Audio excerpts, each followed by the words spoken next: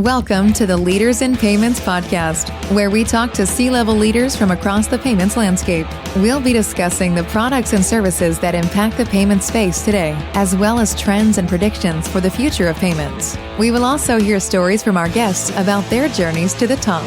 We're the largest platform in the world in terms of both on the connecting merchants to FIs and providing the end-to-end dispute resolution. We're the only company that has this as our core competency, and we're completely agnostic. So that's definitely a competitive advantage. And the fact that we operate international and network agnostic is not a small feat.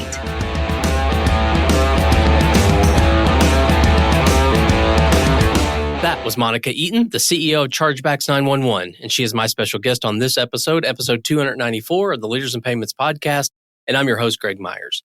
Monica was on the show back in April of 2020, at which time she held the position of COO. Now, as the CEO, she joins to share the interesting story of her professional journey and how and why Chargebacks911 exists today. We cover this story during the first 30 minutes of the show. During the second half of the show, we talk a lot about innovation, as well as what Chargebacks911 does and what makes it different and unique in the market today. We've got a great episode ahead, so let's get started.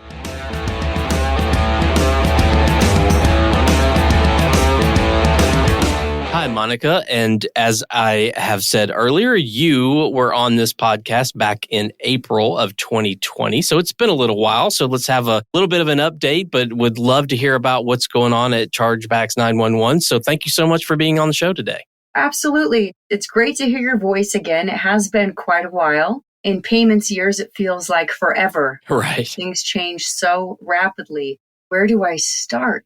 Let's just dive in. Maybe tell us a little bit about you personally and maybe where you grew up, where you went to school, where you currently live. And we'll circle back to your professional journey in a minute, but maybe start a little bit about yourself. Sure. The version of the story that I've decided I like the most is instead I work around all these people in payments like yourselves, people that are veterans for 20 plus years. And I accidentally fell into payments, which is also a fascinating story, like many. But if I really think about where this really started, I'll tell you I have an even more interesting story. I grew up, and we're probably similar age. So I grew up when there was Little House on the Prairie. There was Laura Ingalls, and I can't even remember a character named Nellie. And there was this whole general store where one of the characters actually lived. Their family lived in the store.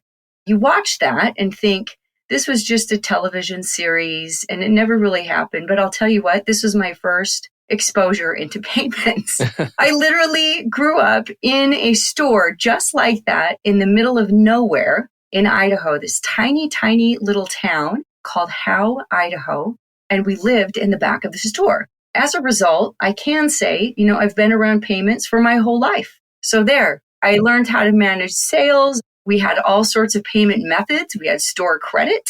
We had a gas station and a farm and had definitely a humble upbringing in some respects. But, it gave me an appreciation of money, how money is made, taught me the importance of work ethic. I think at the time, I thought it was called slave labor. My parents called it chores. But the world has definitely changed since then. But I probably started to develop my love for business and building things at a very young age. Great. Thanks for sharing that story. Certainly don't think we've talked about Little House on the Prairie in my previous 290 some episodes. We need to bring something different and more entertaining.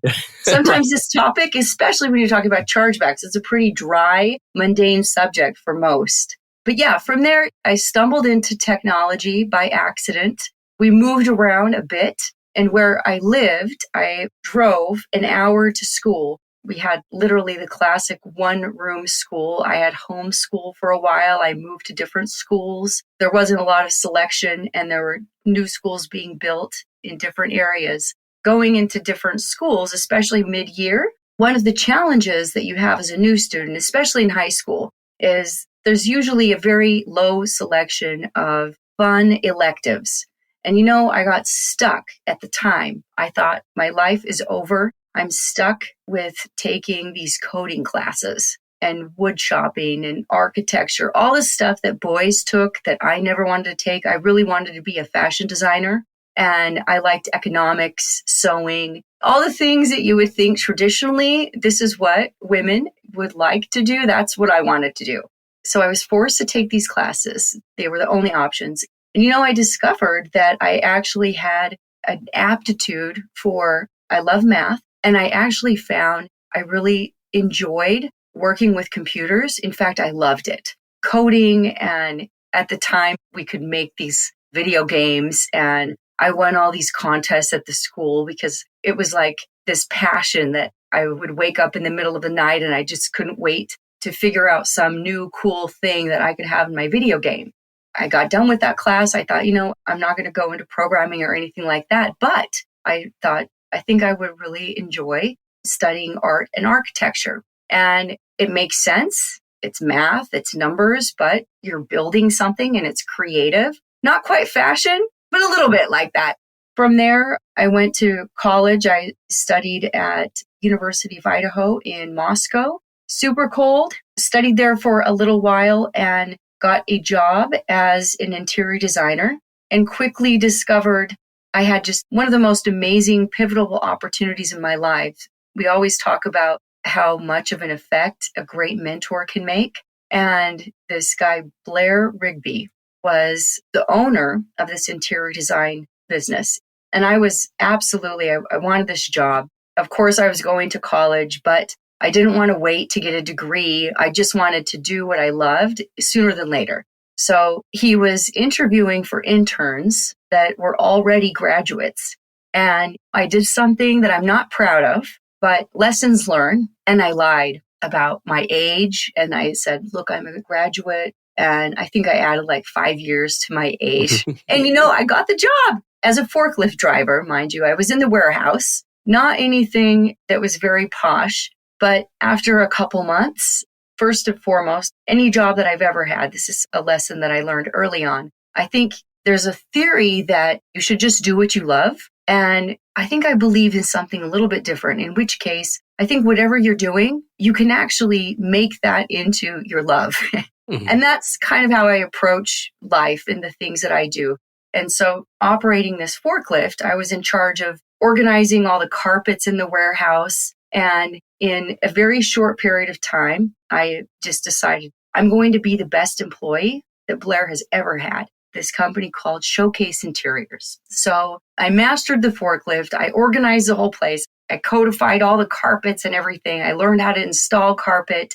Then I had the horrible meeting where he's like, okay, now tell me, first of all, what's your real age? You don't have a college degree. What are you doing? And at the time, I actually had 2 other jobs as well.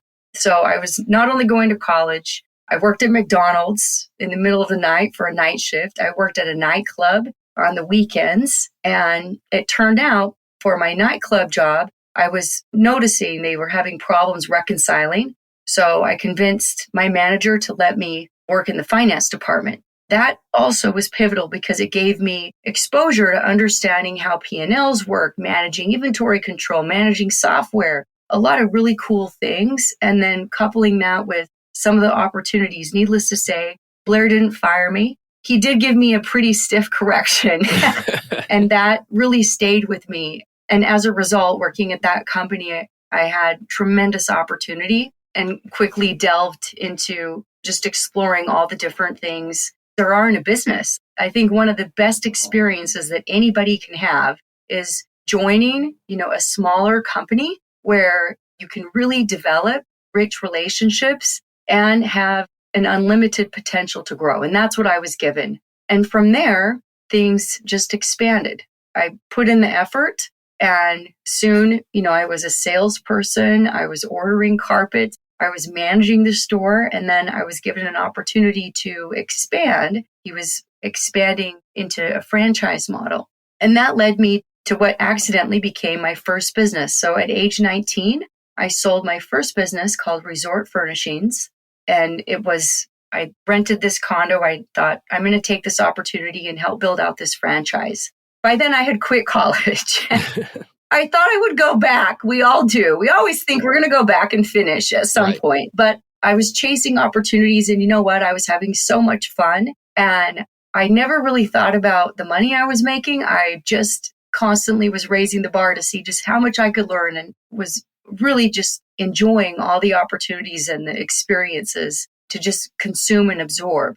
And resort furnishings was an idea that was crafted after I moved to this ski resort area, rented a condo, and had to furnish the condo. And of course, the reason why I rented the condo is because I had this interior design business. And so I made commission. And what a better way to get that developer to buy all the products from me? Like, I needed to be central. This was the main development of the whole community. So I wanted to make sure that I was relevant and that I was connecting with the right people. And there was a lot of building that was going on, all these different income properties. And of course, they needed carpet, paint, all the things that I sold. So I rent this condo with this vision. This is how I'm going to get this client, and furnish the condo, and then realize all the people that buy in a ski resort town, none of them really live there. This is a second or third, maybe their 10th home. Mm-hmm. And they all have one problem to solve, which is they all have to buy furniture. So they get their mortgage to finance the condominium or the chateau, and then they have to handle all the furniture. So I took the opportunity to kind of guide a lot of the new buyers. You can look at my condo, you can get some advice, and had one woman that trusted me. I don't know why, but she said, Monica, how about this? I'm going to give you my credit card, and then can you order all my furniture, do everything for me, and put everything together, and then I'll pay you 10% over what the amount is. And so I did that. She was super happy. And then I did that again and again and again. Then I thought, you know what? Actually, I'm going to track down where this furniture is made and buy it myself. So one of the things, it was also super helpful, is growing up in this tiny little town, we were mostly surrounded by Hispanic populations. And so from an early age, I spoke Spanish. Today, I haven't practiced. I can understand a little bit. I definitely can't speak fluent. But at the time, I had still retained a little bit of that knowledge. And after finding that all this furniture was being ordered from Mexico and Costa Rica, I figured out, what would it take if I shipped a container here? And now I'm making a huge margin. So started this little furniture business on the side, called it Resort Furnishings, and then ended up meeting with realtors in the area, and one thing led to another. And then I had the banks were adding my furniture packs. I created versions of these packs so that it could be automated. I hired a couple of employees, and in a very short time, I was selling the interior design stuff and had this furniture company. And then I was offered to sell that company for $76,000. This is a great story because it just shows you how naive I was. I was probably making around $30,000 a month, but I actually didn't even care. I wasn't even paying attention. I didn't even check my bank account. I was just working like mad. I don't think I even celebrated Christmas. I was like obsessed with this. And I just wanted to succeed. And the most fulfilling thing was helping people and solving problems. So 76 grand to me was like, wow, that's more money than I ever have had. Done. I didn't even think twice. And fortunately, the group that I sold this to was another great set of mentors, very wealthy individuals that owned this development company. And as a result, they gave me an interest in other things that they were doing. And I was definitely the youngest, also the only woman. And so it was almost like I got added to the board in some ways. I got to attend board meetings with different banks, getting funding, facilities, understanding how development works in construction. And sure enough, where you find wealthy individuals, you also discover that they have a lot of other investments. They're pretty diversified. From there, I had opportunities to get involved in rental car franchises and marketing and all sorts of different, it sounds bizarre because they're such different businesses, but each one, it kind of needed the same thing. Here's an idea, or here's this startup. We need someone that is now going to come in, figure out what's needed to get to the next level, build a team, and really get this going. And that's something that I loved doing. And it was actually getting involved in that arena where I was looking at how to create more automation and scale in marketing, in rental car companies, even creating service programs for these different businesses that these investors had, that I started to really delve into statistics because I'm a numbers person at heart. I love creative stuff for sure. But at the end of the day, I love math and I love business because it's just black and white. You can get to the conclusion as long as you don't give up. You're going to figure out how you can get the right result. You have the guiding principles from the business, and it's really just an easy solution. And it's constant trial and error and constant learning, and it's very exciting. So technology just made sense. So I started learning how to build websites, delving into, at the time it was Access and Cold Fusion, really, really old stuff. But I tracked how I grew. I tracked everything with statistics. I probably was a bad manager because I managed everyone with statistics. I didn't have a whole lot of time, but I always believed in owner mentality. And I would try to find people that had just as much owner mentality that I had. They were passionate, they were hardworking, and they wanted to learn. And then I managed everything with statistics. And when you are crunching numbers across the board and looking at all these different things, then you discover that every single business, technology applied in the right way really creates a great environment for scale. And it's easy. It's like a building block that you continue to build upon. As long as you can measure something, you can grow it and then you can refine it. And it's really just about, let's figure out what we need to measure and then be able to tweak that. Long story short, after a few years working in some of these various opportunities, I sunk my teeth into a technology that was connecting call centers. This is when VoIP started out in the early 2000s. And that was exciting. Sold that business. And then I thought, all right, I'm going to retire. I'm going to go get married and have kids and just become an expert housewife because that sounds like a new challenge. And I've heard it with so many parents. I was tricked. I had my first daughter was like the angel daughter, the angel baby that anyone could have. Literally, I actually thought it was because I was the best mother. I literally thought this. I was like, I don't know what all these other parents are thinking. Clearly, they just don't know how to be a good parent because my daughter, within a week, she's sleeping through the night. She never cries. She's the easiest baby in the world. And it created a problem because I realized, man, I thought this was going to be a lot more work. And here I am, bored out of my mind. There's nothing to do. And as unfortunate as 2008 was for all of us, in some ways, it gave me an opportunity to create something because my daughter was born in 2007. So by 2008, I thought, I'm just going to start something on the side. It's 2008. We have a crisis everywhere. And so I started out with this little website and thought, I'm going to figure out how to create a marketplace online. And this was in the days of eBay. eBay was everywhere. Slowly but surely, I'm definitely one of those people that I can't do things in a small way. It's either all in or not at all. I know that about myself, and I should have thought that it would never be something on the side. But after a short period, I thought, what, actually, I want to figure out how I can compete with eBay. And I want to build this marketplace. And I failed my way to success. And I mean, like miserably failed. Going from a very predictable, static statistics, mentality, technology. I had a lot of experience in traditional ad mediums. Everything traditional, everything completely static. You're always looking at historical data, and it's very constant. Taking that and then trying to figure out the World Wide Web, the Wild, Wild West. It's like everything is dynamic. Whatever you read today, it can't be applied because it's already antiquated. Data sets are constantly changing. And there's really no manual. There's no guide. There's nothing. It's all trial and error. But it was also a great challenge. It forced me to think in different ways. And I confronted all the problems that every business goes through, every merchant goes through, dealing with CRMs in their infancy, multiple CRMs, integrating with gateways.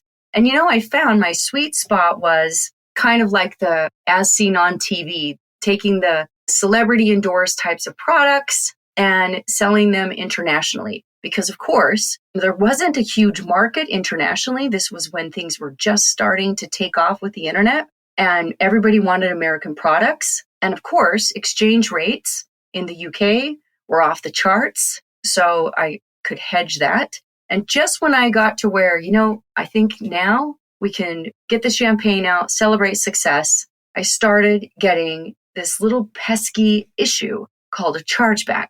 And I was receiving all these letters that I would just throw away. I didn't know what they were. I figured I opened like one or two, but I was like, you know what? I have a merchant processing account, and I know as a merchant, I need to know two things.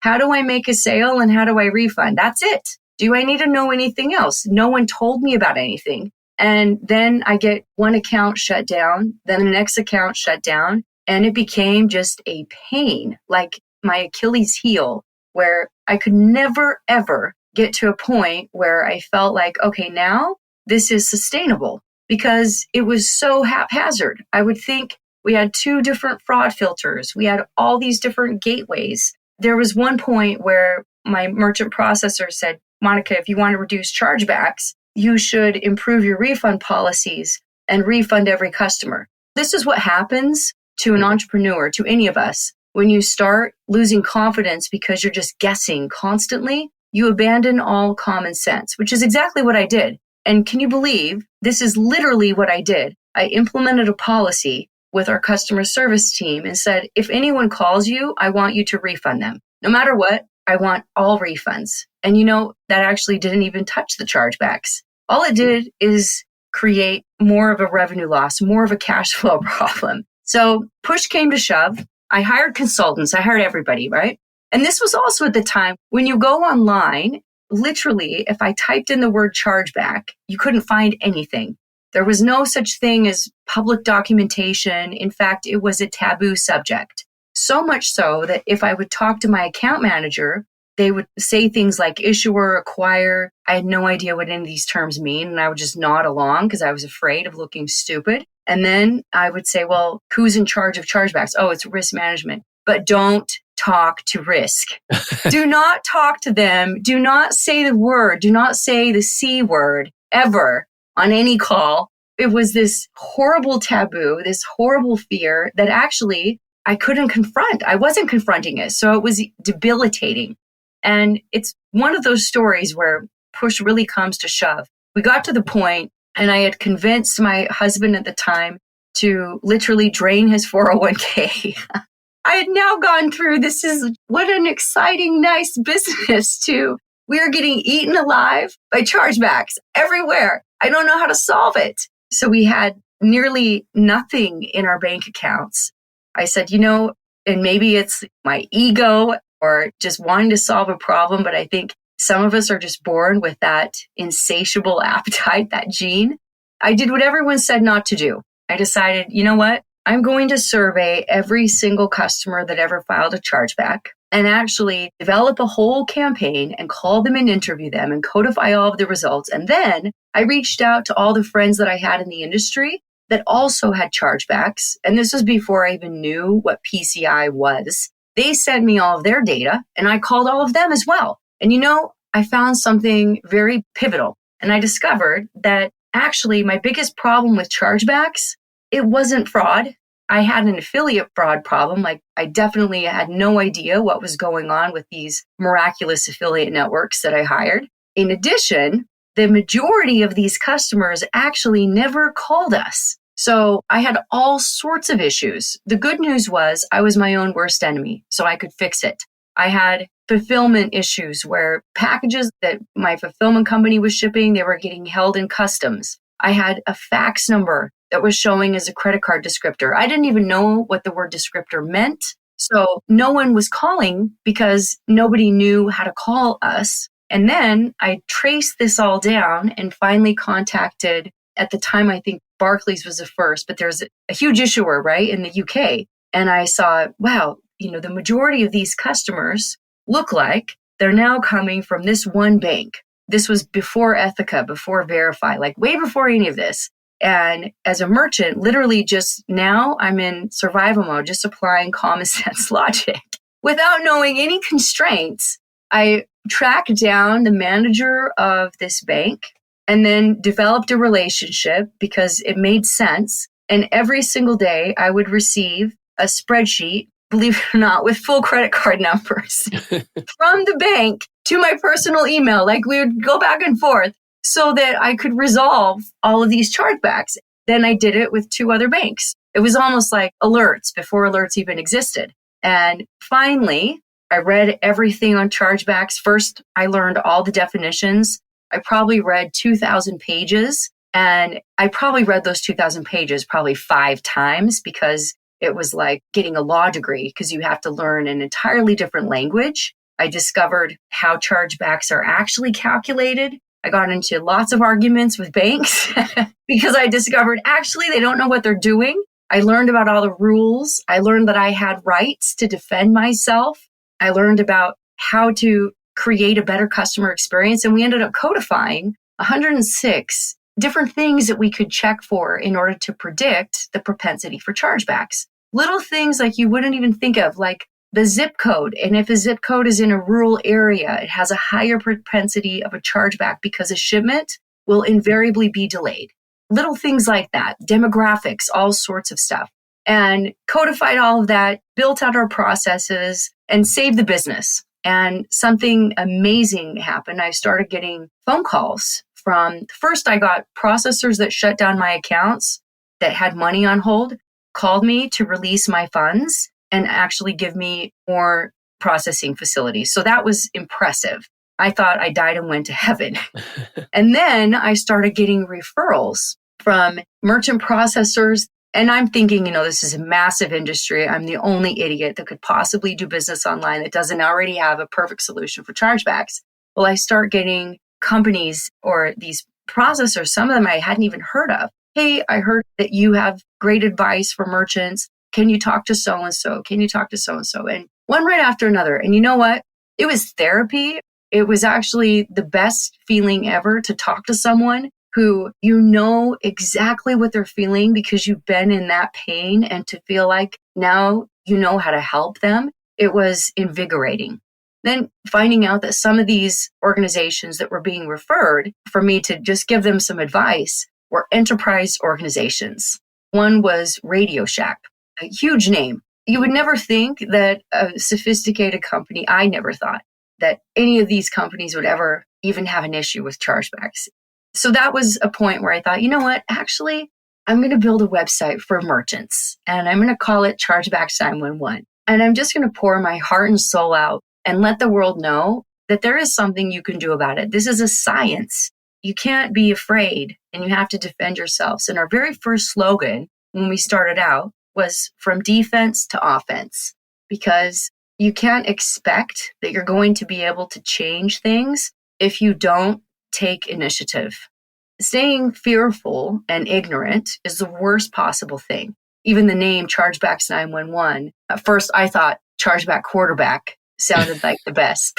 I was overruled. But yeah, Chargebacks911, definitely not a name that aligns with the corporate banking world. Never did I think in a million years I would get into the payment industry. I hated banks. I felt like a victim, and it was a cry for help. I was fighting for merchants because of what I experienced, and I wasn't afraid because I figured out, I resolved my own ignorance. So created Chargebacks911 because as a merchant, what I wanted is to dial 911 and be rescued from chargeback help. And it's one of those crazy stories. After a short time, was contacted by the Wall Street Journal, then the New York Times, and the rest is history. Today, we have grown internationally. I've spent about 5 years in London, also expanding our location into Europe, to the rest of the world, getting into lots of different payment methods. So super exciting. And today, we also do business with some of the world's largest financial institutions. So I have learned that chargebacks, they're not just an enemy to merchants. Actually, the more education I get, the more ignorance I expose over many years in assuming there's always a victim in the equation. And it's interesting with this particular problem, really everybody is a victim. It's a scenario that just creates damage to every single stakeholder. And on the back of COVID, there's amazing opportunities to really create some pivotal movement in the space. So I couldn't be more excited. That's a great story. I'm glad you shared that. And I want to talk a little more about Chargebacks911 and what you're doing today. When you were on the show a few years ago, have there been, I guess it was 2020 you were on, have there been changes to the business, things you're doing differently? Have you made any major pivots or acquisitions, anything like that you'd like to mention? So I think probably when I had talked to you, we were in the process of making an acquisition. So we bought a company called Artifacts at the end of 2019. That platform added a lot of synergies to what we do. So we provide onboarding solutions, payout and reconciliation, and some reporting tools that can be provided to PayFacs. Really, if you look at our core business is in chargebacks, but what we realized in kind of going upstream and serving financial institutions, the chargeback data actually intersects with so many different areas in a business that it became really relevant. We want something that allows us to offer modular, quick fix solutions that help speed up that integration process and really unify the data. So everything we have today is microservices. So that's continued. We probably refactor things every 2 years. So like any SaaS provider, always on a path of change. I'd say for changes in the environment, the thing that I've noticed most, here's the crazy thing. I had predicted maybe 5 years back, even when they announced VCR, all these initiatives to help reduce chargebacks. If you really think of the consumer behavior, and I would say I'm a huge student of consumer behavior science. I spent many, many years in statistics and studying this. And you have to understand the psychology in payments. If you take a look at creating more efficiency in the chargeback problem, because that's what the world says they want. That's what a bank says they need. We want the process to be more efficient because it's so painful. Well, here's the problem. It's that horrible F word, frictionless. When you remove friction and you make things too efficient, volumes grow. And that is a massive issue. If we look at the chargeback mechanism, this is something, the whole infrastructure, the entire process was developed in the 70s for a very, very different world. Total card present, no such thing as e-com. It really hasn't changed that much. The only thing that has really changed is rules. Same exact process and almost the same thresholds, but just rules. That's insufficient to be able to cope with the massive change. If you look at what's changed on the front end, you have 3D Secure, you have CVV, you have AVS, you name it, it's changing. We have QR codes, contactless. It's crazy, all the different changes that are happening to improve the customer experience, and many of them reducing friction and creating more fraud on the back end. So the opportunity or the change that has come with chargebacks is if we look at some of the changes that have been made to create more efficiency, because it is a very arduous, time-consuming, inefficient process, has actually ended up creating more chargebacks, not less. So we're solving the wrong problem. And then take that and couple that with the effects of COVID. We all knew that chargebacks would increase, and everybody talks about the structural changes from COVID and they're everlasting, ever-changing, ever-growing. With chargebacks, this has really been pinnacle. I think as an industry, we have to recognize there is no going back. We're not going to shift consumer behavior, and you're not going to mire the technology development that has evolved as a result. Consumer behavior has resolved. We have evolved. It no longer matters that per policy with Visa and MasterCard, a merchant just needs to ship their product within a week. No, actually, if you do not ship your product the very next day and it's not delivered at the doorstep of your customer, you're probably likely to receive a chargeback because the expectation has evolved. There's new standards. And so one is what's written and what's legacy. And the other is the reality that we're dealing with. Interesting, you look at COVID, and in order to cope with the volumes of chargebacks and disputes, then of course, banks had no choice but to create a much more efficient means. File a chargeback with no questions asked from your cell phone. Go to your website, make a call, click a few buttons. That is now the standard. That expectation is now there. So how do we solve that? And we've seen disputes rise and rise and rise. And they're rising much faster than the rate of card not present payments, even though if you consider a card not present payment is 55 times more likely to turn into a chargeback than a card present payment. However, the thresholds for chargebacks that manage C&P traffic and card present traffic is exactly the same. There's lots of stuff that needs to be done to create a more fair environment. Chargebacks have evolved to become a compliance statistic, but we have a compliance statistic that is guilty before proven innocent, that never can get erased, even if the merchant proves that it was invalid.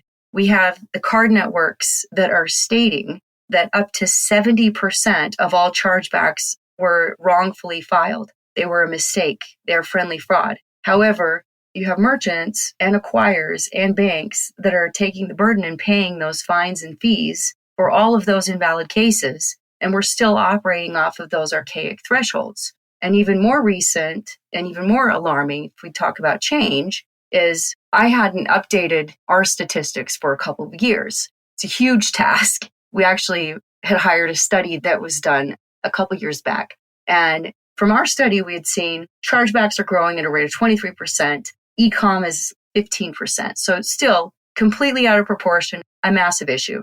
More recently, MasterCard has announced, according to their statistics, chargebacks have grown at a rate of 32% in the last year.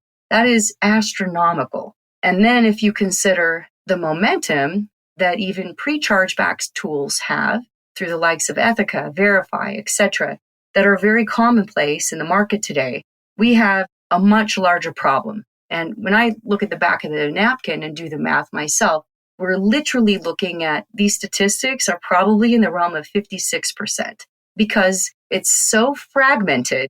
And it's a problem that's usually still kind of like that back office, send it over there and let them fix it, but it's not getting fixed. So yeah, lots and lots of growth in this space, tremendous opportunities with alternative payment methods. I think chargebacks and disputes still the number one unique differentiator for cards today. So I think we are definitely at an unprecedented time, both for technology, innovation. It's super scary, but equally exciting. What makes your company different from your competitors? How are you helping to solve these problems differently than others? First and foremost, and I know I would have answered this even if you asked me 2 years ago, I probably would have said technology. And I could still say technology today. I'd say we're light years ahead in technology, but I think the world is changing at such a rapid pace. Nobody in business is going to be safe in saying technology is our biggest differentiator because we need to adapt to the fact that that is going to get level set. Really, what it comes down to is relationships, knowledge, intellectual capital, connections. If I look at we're the largest platform in the world in terms of both on the connecting merchants to FIs and providing the end-to-end dispute resolution. We're the only company that has this as our core competency, and we're completely agnostic. So that's definitely a competitive advantage. And the fact that we operate international and network agnostic is not a small feat.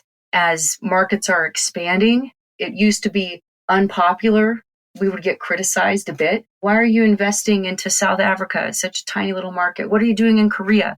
There's less and less boundaries, and the world is trading at such a rapid pace that I think that's also given us a great advantage, is that we are massively growing in all different regions, the APAC region, Latin America. Of course, we have our headquarters in Europe likewise. But I think each of these, it's not good enough. I started a business in India 20 years ago, spent a lot of time there. And I will tell you, there is a massive, massive difference in acquiring a company in another country and considering that that's going to operate and integrate versus actually having boots on the ground and being there from the ground up.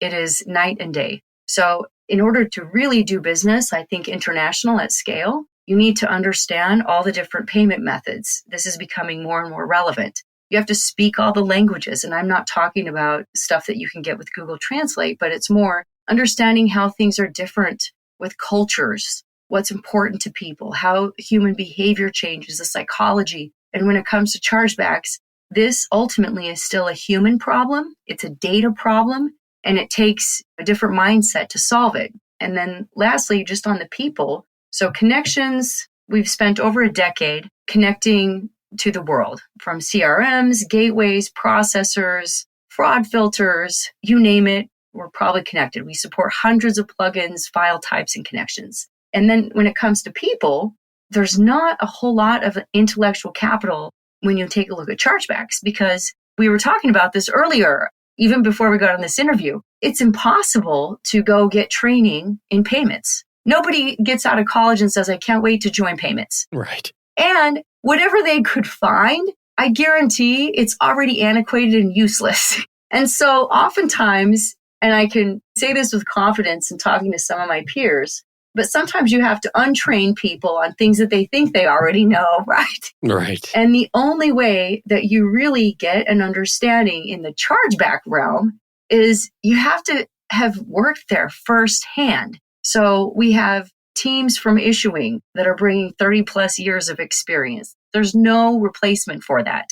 Acquiring, likewise. Merchants, likewise. Firsthand experience in every single one of those avenues. In order to solve chargebacks, it really is not a secret sauce, but you need all the data, and you need to understand what that data means, and you need to know how that data interacts. And that's where it becomes a complicated problem, because there's a lot of people that can get access to data, but they don't have all of the data. There's a lot that can get the data, but if you don't know what it means, there's no standards. I mean, as you know, you look from one bank to the next. What someone determines a fraud case is going to be determined by different rules somewhere else. What someone determines a win is going to be considered loss somewhere else. There is not any standards, and it's so fragmented that learning that language is not something that you can buy your way into. It's humbling for me, and I've been here from the very start. I learned something new, and I am schooled by our team at least once a week. Our motto now is challenge the status quo, and it has been for the last few years for a good reason, because I have to continuously remind myself, you know what? We still don't know enough. We have to continue to challenge the way that we think about how to solve a problem.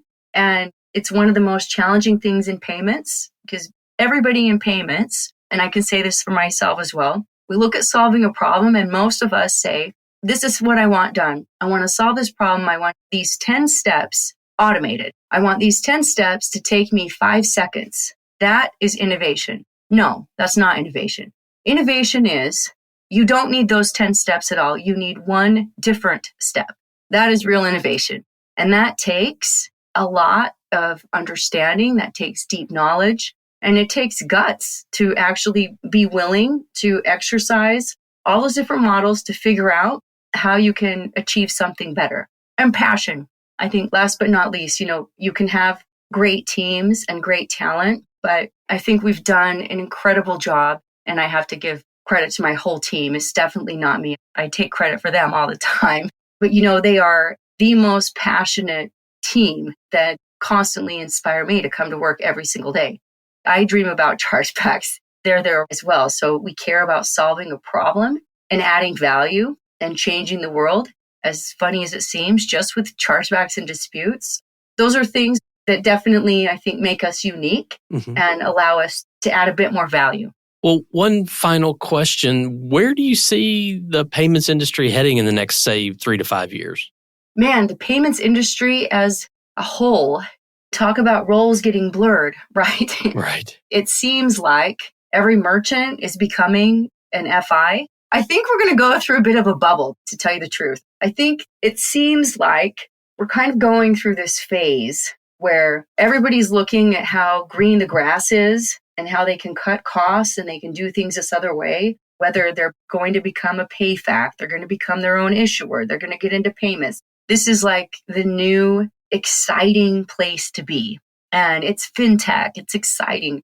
But I think the UK has kind of done a great job on this, right? They've come up with one of the most challenging set of regulations and rules, kind of ironic because it's almost like it's no set of regulations rules. So they call this consumer duty. And effectively, the reason why it's so challenging is because they've recognized we have no control over what's going on in payments. And actually, whatever we put in place to help regulate and create policies, we just don't even know if it's going to be relevant because things are moving at such a rapid pace. So we're going to institute this consumer duty policy, in which case cardholders are consumers and merchants are consumers. And so if you serve either, then you need to create your own policies, your own protocols. What are you measuring to ensure that you have KYC, that you're being compliant, and that you're improving the customer experience? And really, it's like, okay, take the whole problem and then throw it back at the industry and say, you guys are the experts. Tell me how you need to do it. And now that's the new regulation.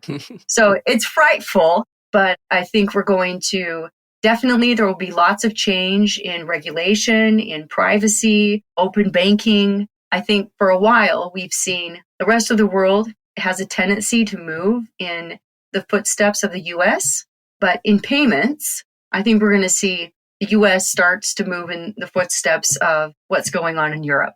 There's a lot of movement around all the different alternative payment methods. I mean, we're seeing BNPL start to take shape. CDBC, I think, is going to become more and more relevant. I know it's already getting talked about. It's a lot more talked about in other countries. But I think in the future, we'll definitely see, and hopefully, I guess, that hopefully there will be more data sharing. And my goal is that the industry becomes a lot more collaborative and we really join forces to democratize fraud data. I think that ultimately has to happen. It's currently a pain point that affects every single stakeholder. And there's quite a few cottage industries that just efficiency and transparency will continue to evolve. And we'll see a lot of change in our future. Probably some ups and downs for sure. Monica, thank you so much for sharing your story today and talking about the industry and about chargebacks and fraud. I know they're all very hot topics and very important to our industry. And I know your time is very valuable, so I really do appreciate you being here. Thanks, Greg. Have a good day. And to all you listeners out there, I thank you for your time as well. And until the next story. Thank you for joining us this week on the Leaders in Payments podcast. Make sure you visit our website at leadersinpayments.com, where you can subscribe to the show and where you'll find our show notes. If you enjoyed listening, please share on your social channels as well.